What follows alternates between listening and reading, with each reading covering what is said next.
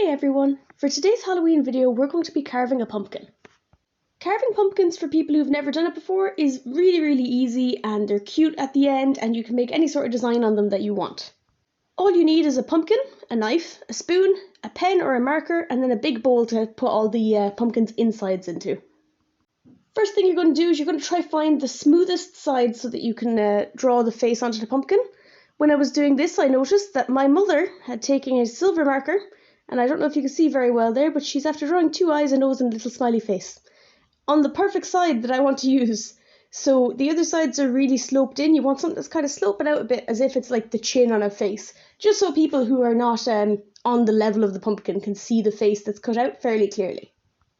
Using a pen or a marker, you're going to draw in whatever eyes and mouth you want.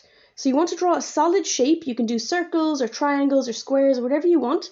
Just make sure it's a solid shape so that you can cut it out. So you can't do an eye with a pupil in the middle of it because there's no way to keep that pupil in the middle. However, you can do a pupil that's resting against the bottom because then you can just cut around it and it'll still be there.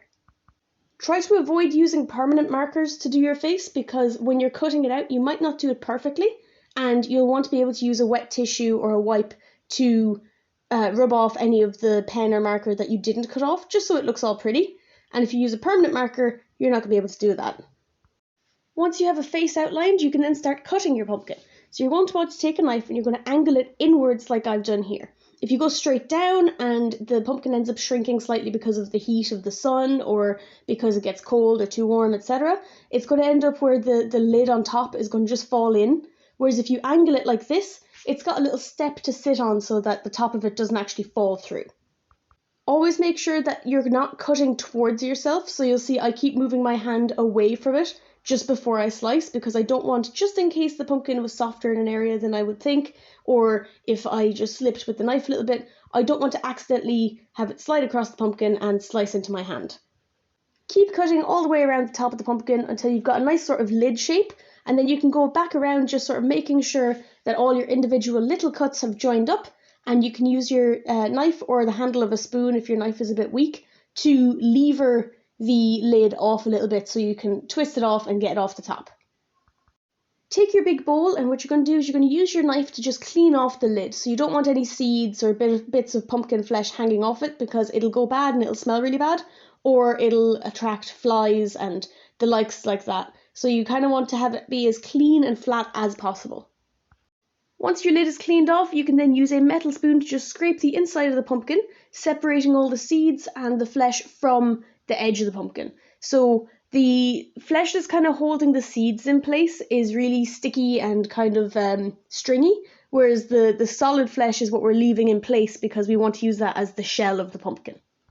Empty all of these out into the big bowl that you were using earlier, and you're going to keep them to one side because you can actually cook pumpkin seeds and they're really tasty, and dogs can have them too. So I'll make another little video just explaining how to do that separately in case someone was looking for it, but just keep them to one side so that you're not wasting it. When your pumpkin has been fully cleared out of all the stuff inside it, it should look something like this. So it's just completely smooth, light coloured, there isn't any sort of weird slimy pieces stuck to the side, there's no seeds left in there. And this is going to be your proper shell for your pumpkin, and that's where you're going to be able to put your candle. So now you're able to start doing the face and the mouth. So kind of like when you're cutting the lid, you're going to want to go in at a little bit of an angle where you're going to be basically just following the line as best as you can.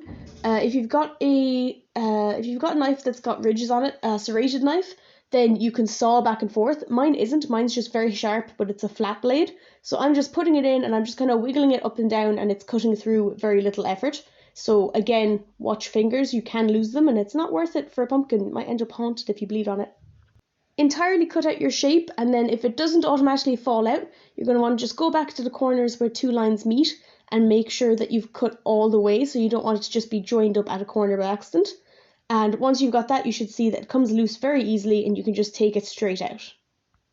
You're going to repeat that again for any eyes, nose, mouths, teeth, etc. that you've got that you're wanting to put on your pumpkin. The shapes are entirely up to you. You can do whatever you want. I just like the typical kind of 2 triangle eyes, 2 teeth and a big smile on my pumpkin because I just think they're cool and they're not very difficult to do. If you're doing something like this where you've got teeth, I suggest doing it in parts like I've done here, where you kind of cut down around the teeth first because they're the most delicate, and then just take it out at chunks at a time. So I did the mouth in 3 different pieces just to make sure I didn't accidentally snap off any teeth, because if they snap off, obviously I can't put them back on. It's not going to look as good. Like I mentioned earlier, you're then going to want to take a wet wipe and you're going to just rub away any bits of pen or marker, etc. that has been left on the flesh, because you want it to look as clean and well done as possible. You don't want it to look like you completely missed the lines, even if you did.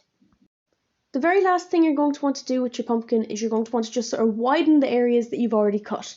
So because this pumpkin had a really thick exterior, I want to just remove part of it so that it looks like it lets the light out a lot easier. So at a roughly 45-degree angle, I'm going to go in, I'm just going to sort of smooth out the inside, cut away a little bit of it, so that in the dark, when there's a light inside it, the light will be able to get out easier.